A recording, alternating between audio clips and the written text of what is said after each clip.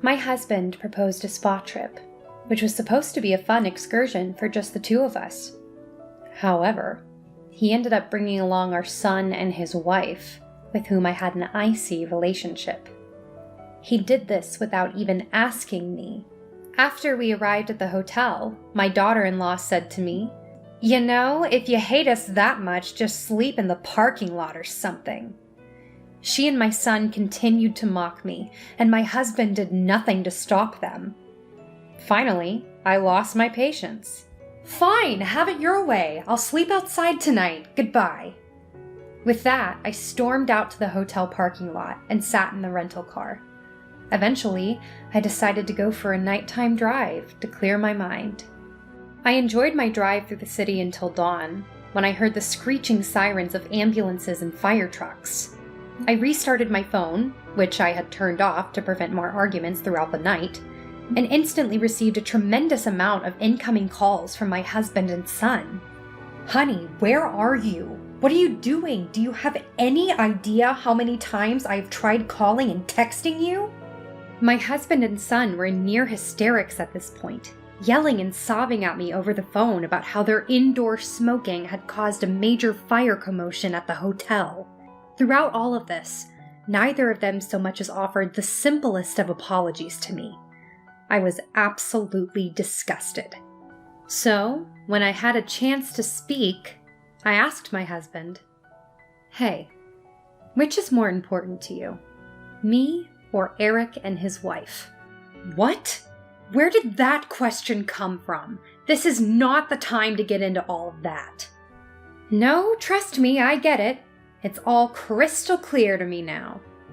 Eric is yours and that woman's child anyway.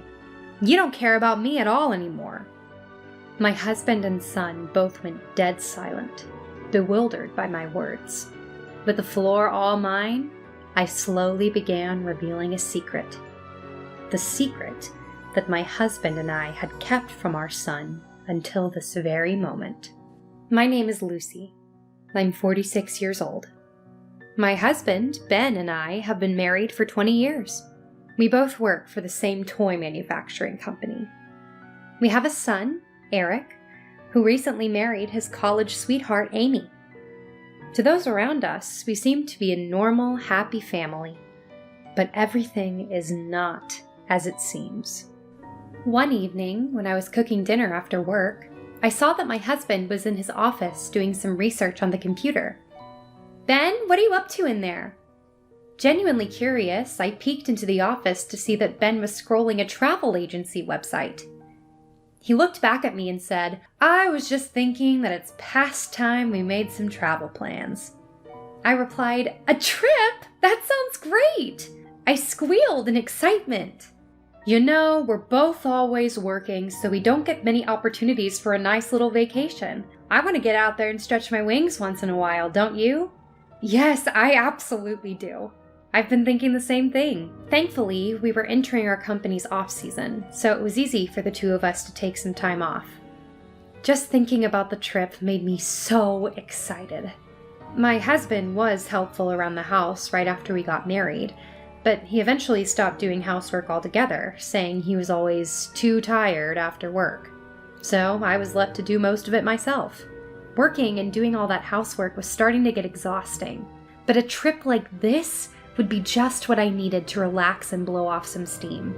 Most of all, I was just overjoyed that my husband, who seemed to be only interested in himself and his work, and rarely even spoke to me on some days, wanted to go on a vacation together.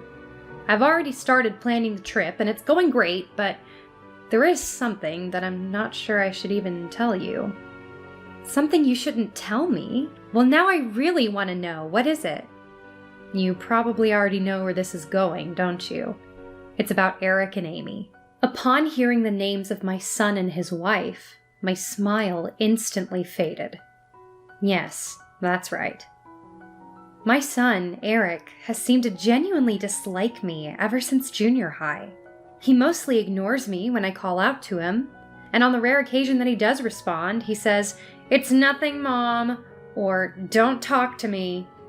In the worst cases, he would say, "Get back to cooking." or just give me my allowance.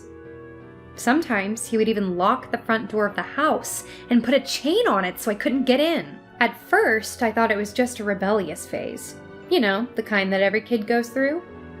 But when his awful behavior continued for several years, I started to get worried and consulted my husband about it several times. However, I got the same answer every time. That's just part of being a teenager, isn't it? You were a kid once too, you should understand. He never tried to discipline Eric, no matter how badly his behavior affected me. I really did try to understand, but no matter how many times I tried to confront Eric, his attitude and behavior never seemed to change. When he married Amy, I wasn't invited to the wedding, nor did I receive any kind of thank you when I sent a letter of congratulations. Eventually, he brought Amy to our house to introduce us. From the moment I met her, I knew we were not compatible.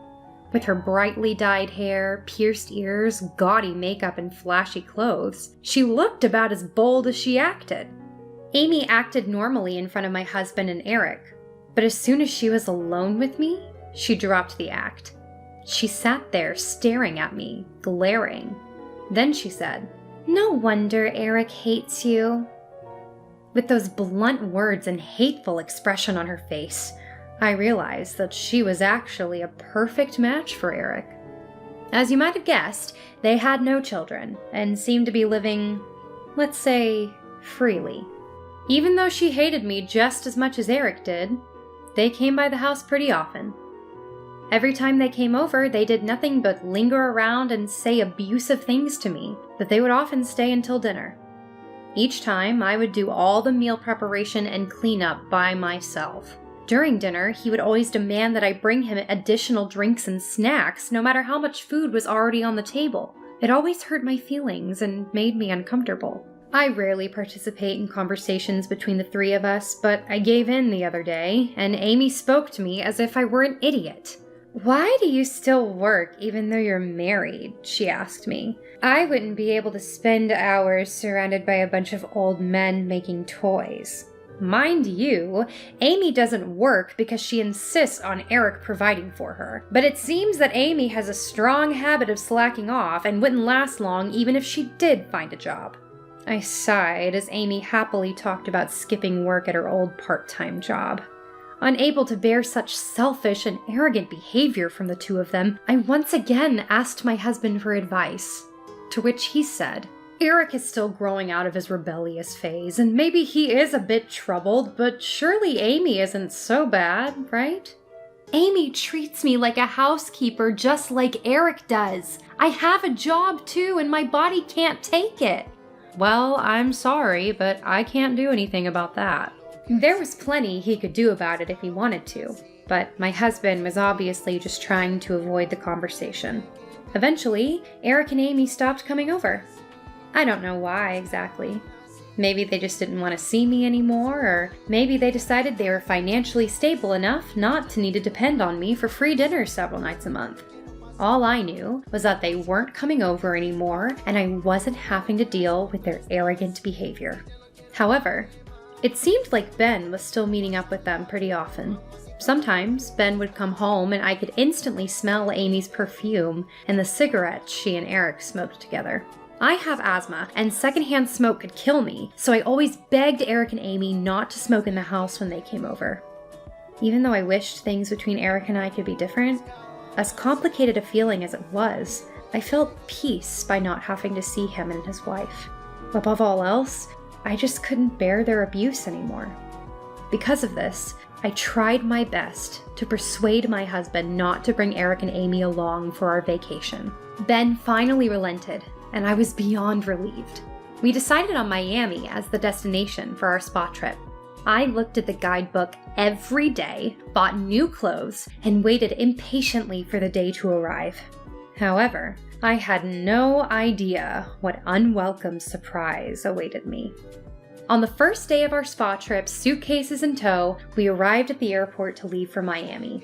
As we made our way to the gate, my husband suddenly stopped, turned around behind me, and said, "There you are, you two." "Hi, Lucy." I turned around at the familiar voice, and to my surprise, Eric and Amy were standing there. What? What? Why are you here? Didn't Dad tell you? We decided to tag along with you guys to Miami. I froze in astonishment and glared at my husband. I heard that Eric and Amy were also hoping to plan a trip to Miami, so I asked them to join us. Don't be mad. I'll make sure everyone's on their best behavior. Ben knows how horribly they treat me, and he still chose to put their wishes above mine? I had worked so hard for this day. I put an extra effort at my job and even went on a diet, and now all of it was ruined. I just wanted to give up and go home. There was no use going to Miami if I was just going to be miserable the whole time. As I was about to turn around and go back the way I came, Eric and Amy stopped me. Mom, I have wanted to fix our relationship for the past 11 years, but I just didn't know how to be honest about my feelings. That's why I always acted the way I did. I also understand that I haven't always treated you fairly, but I couldn't change my attitude with the two of you always fighting, which made it hard to come over and spend time with you. You know what I mean. We don't want to complicate my relationship with you any further. I was astonished. Eric had never spoken to me like this before. It was a bit of an awkward situation for me because turning around and leaving would have made me the villain, so I had no choice but to agree with the whole arrangement and go to Miami as a family. Eric and Amy were in high spirits on the plane and ordered several drinks. My husband sat next to me, smiling ear to ear the entire plane ride. I, on the other hand, was still feeling something strange in my heart, but decided to drown it out by looking out the window and watching the clouds go by. After arriving in Miami and renting a car, our trip began with an itinerary my husband came up with on the plane. Soon after, however, Eric and Amy began talking only to my husband, as if they were totally ignoring my presence. They also harassed me at tourist spots by making me fall into a puddle and getting all wet, and forcing leftover food on me at lunch. In the midst of this disquieting atmosphere, after dinner at the hotel, Eric and Amy came to our room for drinks. My husband went downstairs to grab some snacks from the hotel shop, and Eric and Amy came and sat on my bed without asking. Then, Eric pulled a lighter and a pack of cigarettes from his pocket. Hey, stop it! This is a non-smoking room! What the hell, Mom? It'll get vented out. It's not a problem. I rolled my eyes and stopped him from lighting the cigarette. I then looked over and saw that Amy had just pulled out a cigarette of her own. This sent me over the edge. I lost all my patience and started yelling at them. That's enough. This is a non-smoking room. If you don't follow the rules, you're going to get us kicked out. What's up with you being so mad about everything? You know I have asthma, and you also know that smoking isn't allowed here anyway. Disregard your own mother's health if you want, but you have to follow hotel rules. Ugh, Mom, you are way too serious. This side of you has annoyed me for so long. Smoking in a non-smoking room is beyond insane. You need to calm down. What's wrong with being a little excited on a trip and smoking a little? You know, if you hate us that much, just sleep in the parking lot or something. Amy's comment left me speechless. While I was trying to collect myself, my husband walked back in. Hey, I could hear you yelling all the way down the hall. What's going on? Why are you yelling?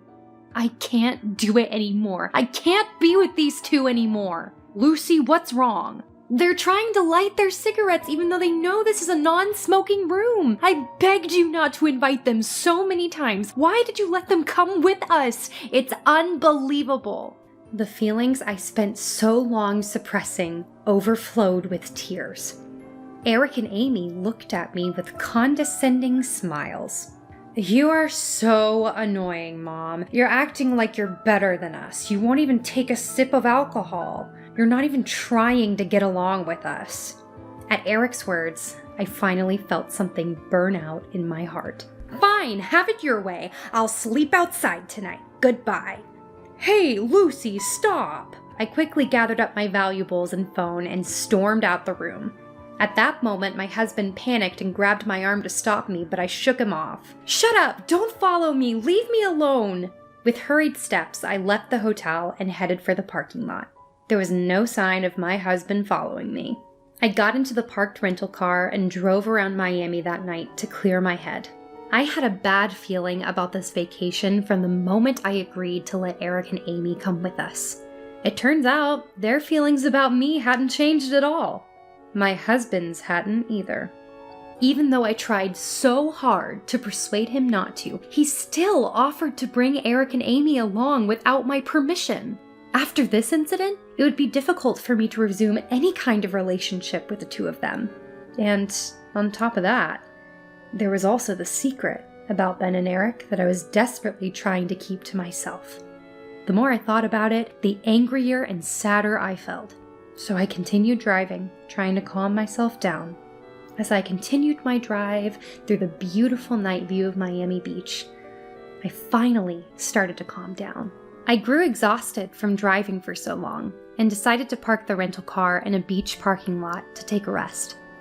Around that time, I thought I heard sirens off in the distance, but I was too tired to care and quickly fell asleep.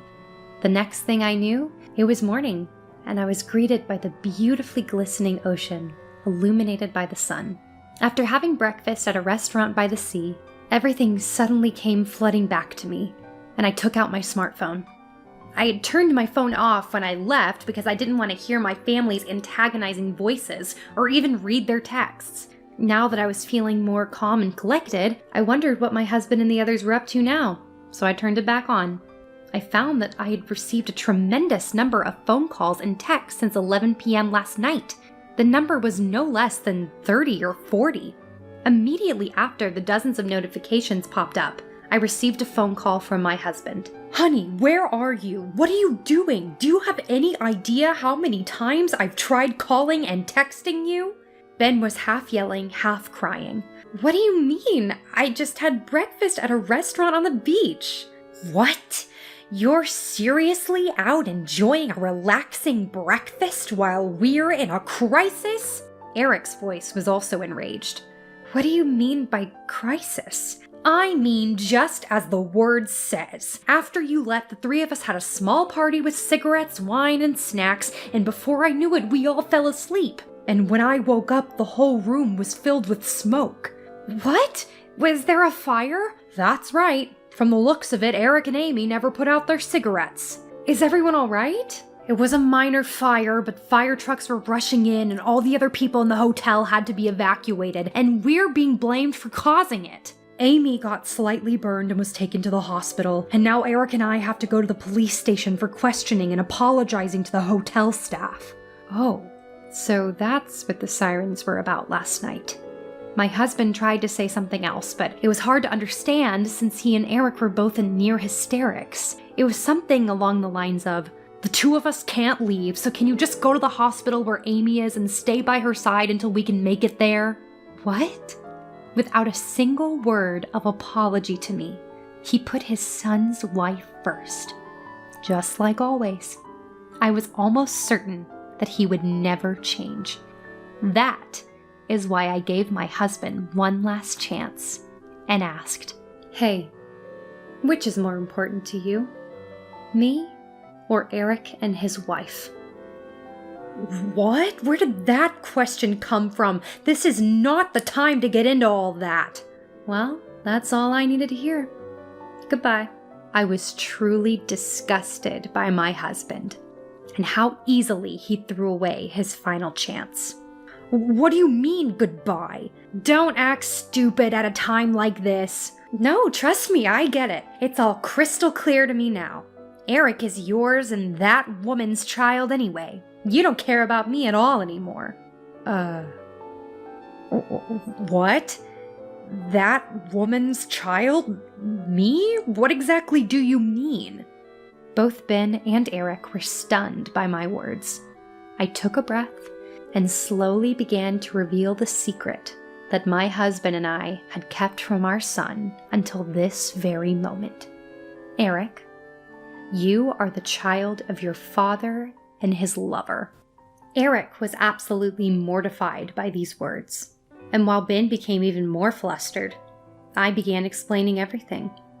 Ben had a relationship with another woman many years ago. She was a subordinate at his workplace at the time.